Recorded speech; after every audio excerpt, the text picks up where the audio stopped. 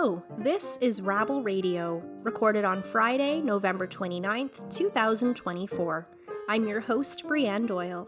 Thanks so much for tuning in.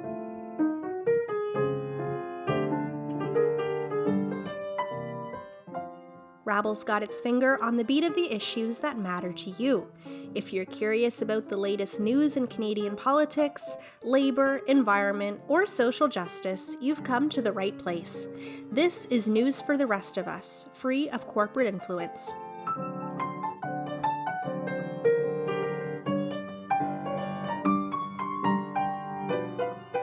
Earlier this year, Alberta Premier Danielle Smith announced dramatic changes to that province's approach to the healthcare, education, and inclusion of transgender youth. Since then, queer activists and groups supporting the rights of 2S LGBTQIA folks have come together to challenge and speak out against policies like the ones proposed in Alberta, and have done their best to support queer and trans youth across the country.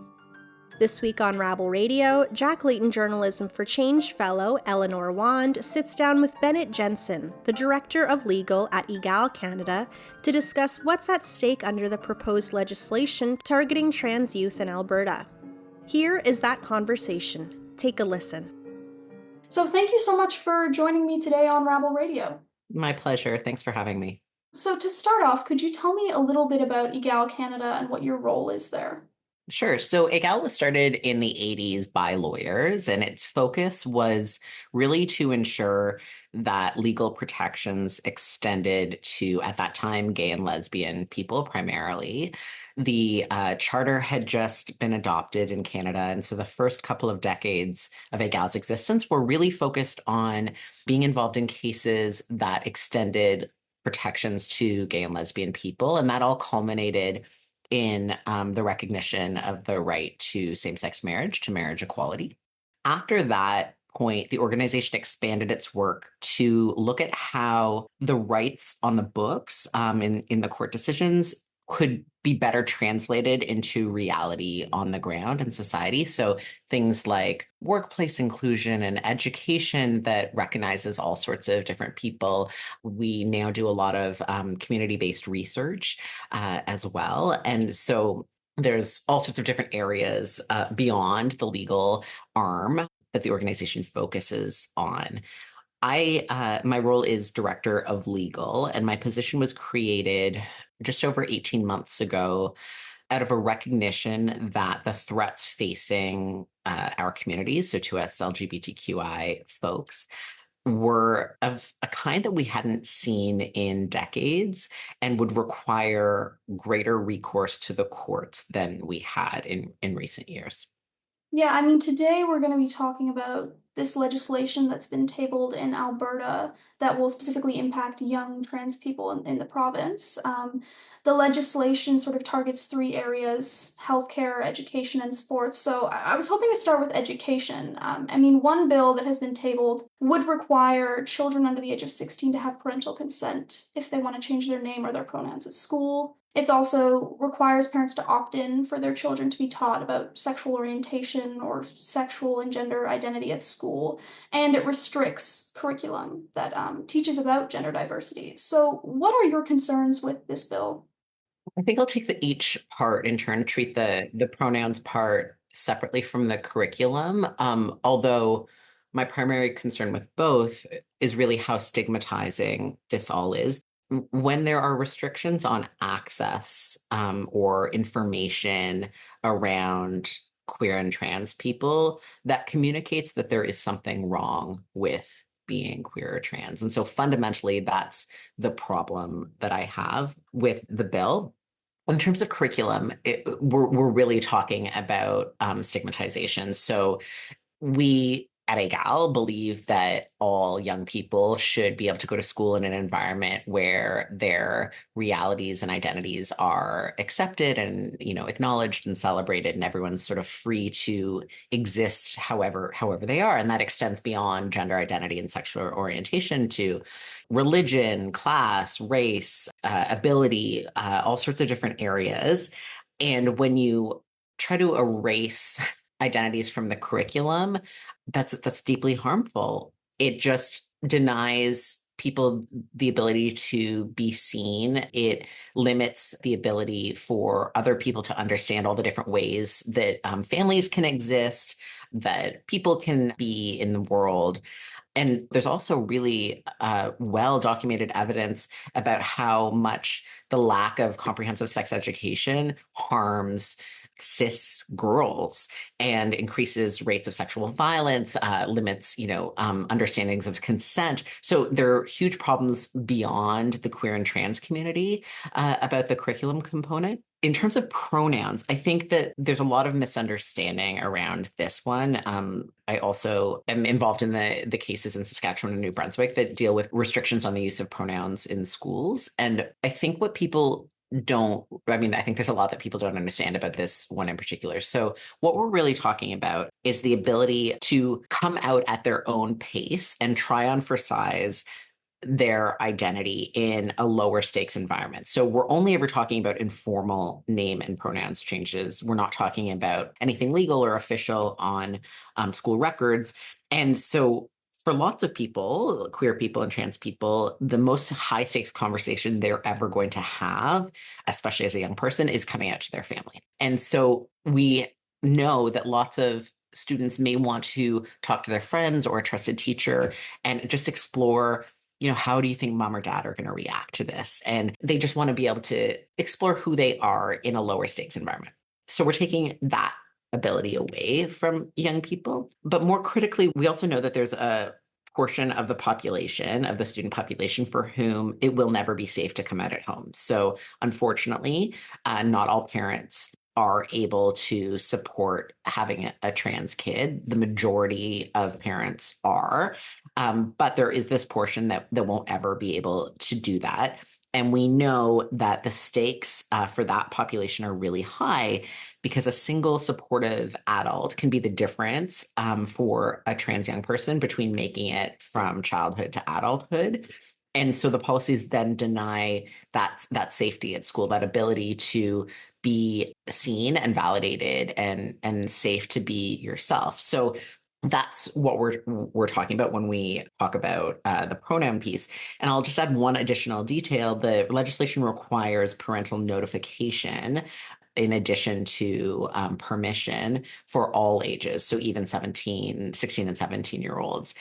There may be very good reasons as to why a parent being notified isn't safe. And the legislation rather removes the discretion of teachers and school officials to use their professional judgment the way they always have, and will result in harm. And in case you don't believe me, you can believe a judge. So in Saskatchewan, we were dealing with the same issues, and we filed expert evidence to make the point that the policy would cause irreparable harm. And the judge in Saskatchewan agreed with us and found that a policy that requires parental consent for a student to change their pronouns would cause irreparable harm to gender diverse young people. The Premier of Alberta has said that the Alberta Teaching Profession Commission has the ability to discipline teachers if they defy the government's direction in this regard. And you touched on something very interesting about teachers being able to use their professional discretion when it comes to this. I mean, are you concerned that teachers could face discipline if they defy the government on this? Yeah, and I think even more broadly across all three pieces of legislation, this is really shocking government overreach for a government that claims to be so committed to the freedom of its citizens. In each of the bills, the government is seeking to substitute itself for the expertise of whoever the appropriate actor is. So in this case, the government is putting teachers in a situation of professional ethical conflict. Teachers and all people who work with young people have an obligation to act in the best interests of those young people.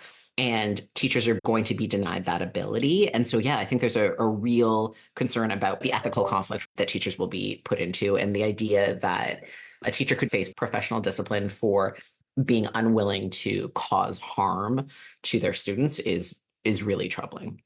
You also talked a little bit about, the Saskatchewan government's decision, which is very similar to this, that would require, schools to obtain parental consents for students under the age of 16, before using their chosen name, gender identity, or gender expression. And they pushed this through with the notwithstanding clause. I wanted to get some of your thoughts on this. Are you concerned that we're going to increasingly see legislation like this pushed through by using this clause? I hope not, but I certainly am concerned. I think that the idea that a government would knowingly and intentionally use the notwithstanding clause to limit the charter protections of children and youth, especially vulnerable children and youth, was unfathomable to me. So yes, I have a real concern. And I think that once the notwithstanding clause is used, it becomes even more important that the public grapples with the ways in which its elected officials are using their power and stands up on behalf of the most vulnerable members of the community. I mean, to just turn to the curriculum aspect of this, do you think part of the reason that there is, some people who are supportive of these measures in school is that there are some kind of misconceptions around what has been and what is being taught to children in schools with regards to sexual and gender identity? Yeah, I mean, even the combination, yes, is my answer to that. And even the combination of sex ed with discussions of gender identity or sexual orientation is misleading because inclusive education that recognizes the existence of, same-sex parents or trans people isn't sexual in nature. And so I think that queer and trans communities have for generations dealt with accusations or suggestions that their mere existence is somehow sexualizing, and that's not accurate. And then, but yeah, no, more fundamentally, like if you think just about the ways in which concepts of sexual orientation and gender identity are introduced in curriculum, it has always been very careful and intentional and age appropriate. So when you're thinking of younger kids, it may be as simple as recognizing that families exist in all sorts of forms. So some families are made up of a dad, a grandma, and kids. Some families have two moms. Some families are of mixed race. Some families have, friends as part of them. And so that's the manner in which these concepts are introduced to younger kids. So yeah, I think there has been just a lot of misinformation that is understandably concerning to parents. If you think that there is inappropriate content happening at school, you would be concerned about it. I mean, I want to now turn to the healthcare aspect of this. Another bill that's been tabled would prohibit doctors from treating those under the age of 16 who are seeking gender affirming care, treatments such as puberty blockers and hormone therapy. I mean, what are your thoughts on this bill? Well, I'd even make one precision before that. The bill, as it's written, bans all gender affirming care, so surgeries, hormones, and blockers for everyone under the age of 18. What we understand from the government is that by minister's order, they will create exceptions for 16 and 17-year-olds for blockers and hormones, and that they will grandfather in anyone currently receiving care. But the bill on itself is a straight ban for everyone under 18. I mean, to start with, I return to what I said about government overreach. This is an unprecedented assertion of a government in the relationship between a doctor and their patient, a doctor and parents. So it's the irony that the premier talks about defending the rights of parents and then is prohibiting parents to make fundamental decisions about the healthcare that their children are able to get. I mean, it's shocking and will result in deaths. And my language is dramatic, but it's intentional. What we've been doing since these measures were introduced or announced rather early in 2024 is getting to know the families of Alberta, particularly parents of gender diverse young people and the young people themselves.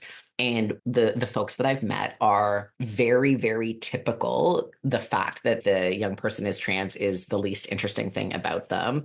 And they're well adjusted. They go through every, ups and downs the way all kids can and do. And yet the idea that they could be denied access to medical care makes them threaten suicide and quite consistently.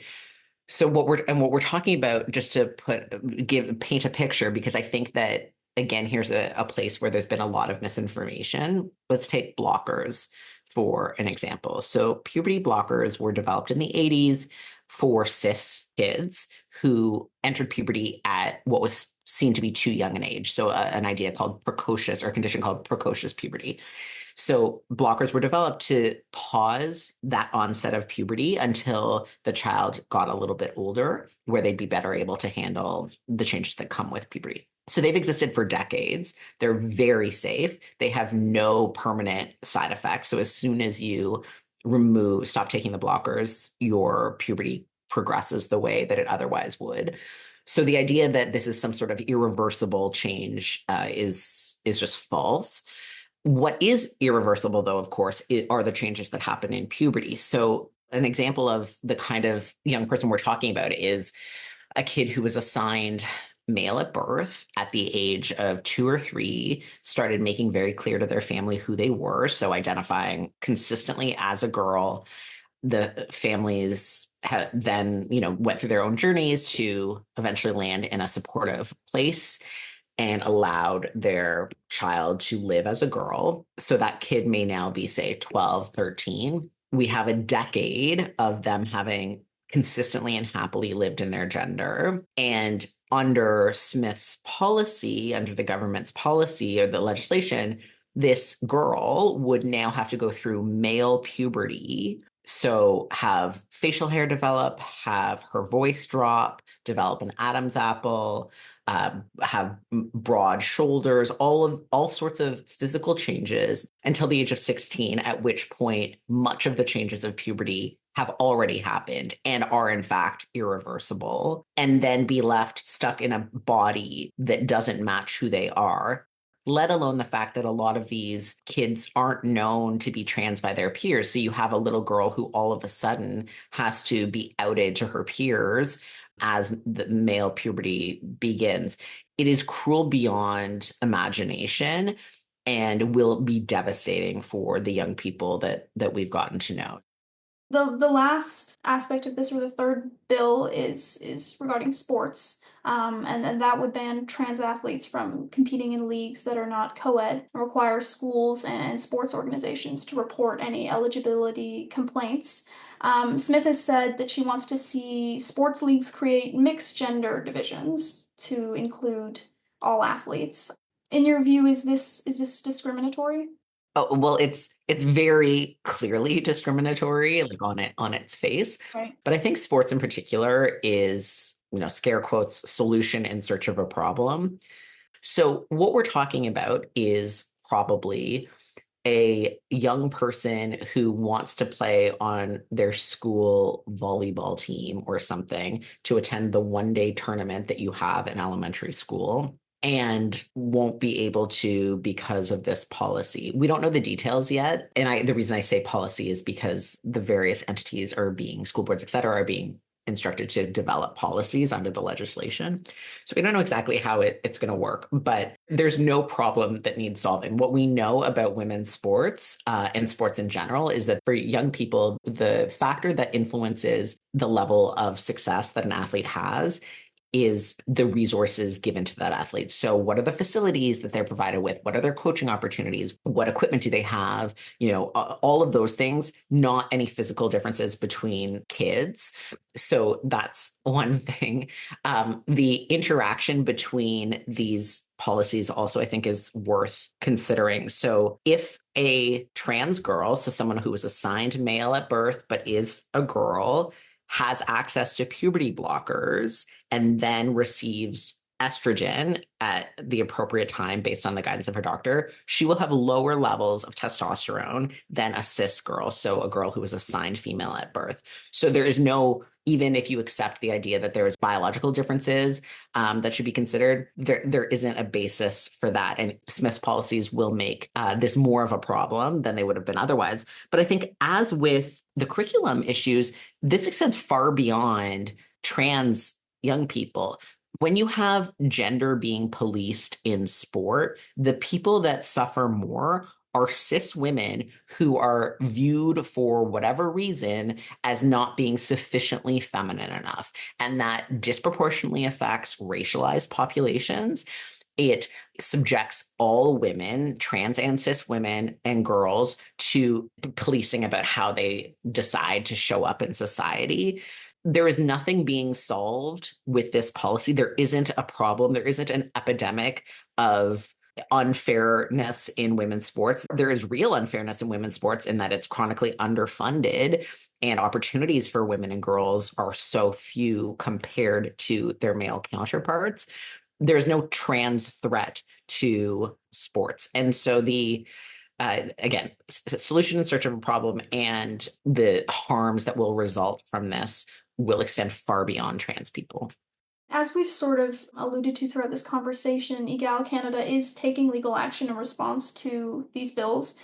Can you describe for me what that action is? Yeah, so nothing has been filed yet because none of this has passed the legislature yet. And of course, that needs to happen before legal action can take place. But I think the simplest way to understand the intended legal action is that everything that we've talked about is a clear violation of the constitutional protections that exist in our country for trans young people.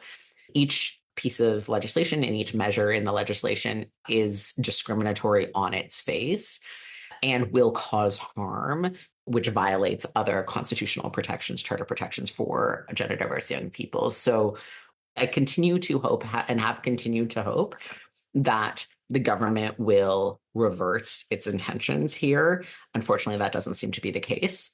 But if required, we'll go to court, and that's what we're planning on doing. And are you hopeful that, going to court challenging this will stop this legislation from being enacted? So I think the problem with the law, which is a funny thing for a lawyer to say, is that it's responsive largely. So yes, I think we have very strong legal cases, but I don't want to ignore the devastating harm that has flowed from just the announcements of these policy intentions earlier in the year. Society is shaped by the statements of leaders. And Premier Smith has created a permission structure for hate here, just like premiers of other provinces who have pursued similar policies have done. And it translates to realities on the ground. So there's nothing that a court case can do to change the societal costs that happen when hate comes from the highest office in the province. So I'm confident in our ability to have success in the courts. But as I said, I don't want to downplay the real cost of this, no matter what. Before I let you go, do you have any sort of final thoughts to leave the audience with? I'll try to leave on a slightly more hopeful note because it's a very hard time and everything I've said it's hard to hear. That said, I take solace and inspiration every day from the people that I have the privilege of working with in Alberta and around the country. The strength of these young people who are finding themselves targeted, the parents of these young people who are committed to ensuring that their kids can grow up in an environment that is safe and that they receive the message that who they are is fantastic and nothing to be ashamed of. Leaders and providers across professions that are so committed to the best interests of the young people that they work with. I think that trans people are known and loved in a way that they weren't even 5 or 10 years ago. And I hope that people take some solace in that. We're not going to disappear, and there will be another side of this. It just might be a hard fight for a little while. Absolutely. Thank you so much for joining me today on Rabble Radio. Thanks for having me. Thanks so much.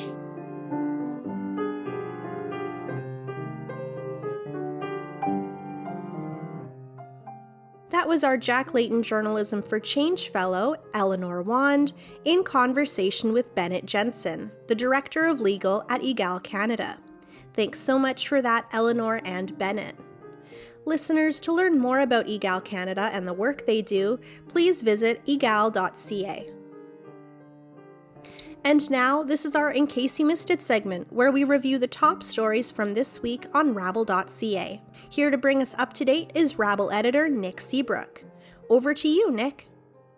Thanks, Brianne. This week in national news. Canada is already feeling the consequences of Donald Trump's re-election as President of the United States. Earlier this week, President-elect Trump issued a threat against Canada and Mexico over social media. Trump is threatening both countries with a 25% tariff on all goods imported into the U.S., unless Canada and Mexico agree to Trump's border demands. Rabble parliamentary reporter Carl Nirenberg explained that the U.S. president does have the power to unilaterally impose tariffs if they claim it is for national security reasons. In Trump's first term of office, he did impose tariffs against Canada, which were quickly dropped after opposition from the business community on both sides of the border. In economic news, Prime Minister Justin Trudeau has announced a holiday on the federal sales tax on all groceries, alcohol, and other goods during this holiday season. Additionally, the Prime Minister pledged to provide all Canadians earning less than $150,000 a year with a one-time $250 tax rebate. While some applauded the intention of providing relief to working Canadians during this affordability crisis, the NDP, as well as Labour leaders, say that it doesn't go far enough.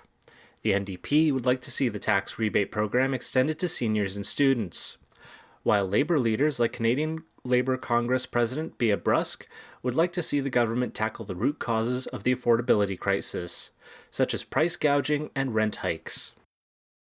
And finally, staying in economic news, economist Jim Stanford explains the economic benefits of the Universal Early Childcare and Learning Benefit Program in an op-ed exclusively on Rabble. The benefit allows parents and children to access learning and childcare that they may otherwise be unable to. Stanford explains that this provides economic benefits by allowing parents to work and setting children up for future success with a head start in education. As always, you can read the full version of all the stories we talked about today on rabble.ca. Thanks, Nick. And that's it for Rabble Radio this week. Thanks as always for tuning in. If you like the show, please consider subscribing to Rabble Radio on Apple Podcasts, Spotify, YouTube, or wherever you get your podcasts. And please rate, review, share Rabble Radio with your friends. It takes 2 seconds to support independent media like Rabble. Do you want to hear Rabble Radio on your local community or campus radio? It's easy. To learn more, get in touch with us today at editor@rabble.ca. Thank you to all the journalists and writers who contributed to this week's content on rabble.ca, and thank you to Carl Nirenberg for supplying the music.